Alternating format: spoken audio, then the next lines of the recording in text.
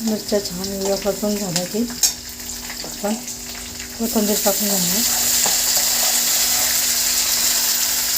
कोथिंबीर पण छान परतून घ्यायची. तुम्ही ते बघू शकता अशा पद्धतीने. आता आपण अर्धा चमचा हळद टाकून घेऊ. असं पिठलं छान लागतं हे खायला.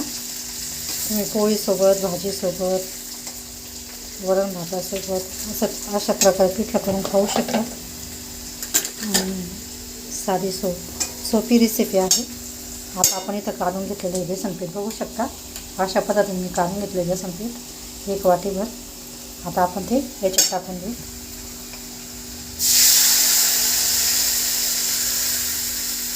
आता मी हे थोडं उरलेलं पाणी 1 ग्लास त्याच्यामध्ये टाकून घेणार आहे शिजण्यासाठी. थोडं मला पातळच करायचं आहे पिठलं.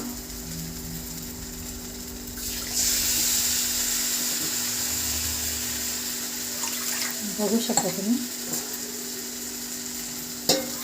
अशा पद्धतीने शिजण्यासाठी आपण थोडं 1 ग्लास पाणी शिल्लक टाकून घेतलेलं आहे. 1 ग्लास मी ते पातळ करण्यासाठी घेतलं होतं आणि नंतर 2 ग्लास मी पाणी टाकून घेतलेलं आहे. तुम्ही इथे बघू शकता. आता याला आपण ते शिजण्यासाठी पाणी शिल्लक टाकलेलं आहे. थोडं छान पद्धत शिजू द्यायचं आहे. आता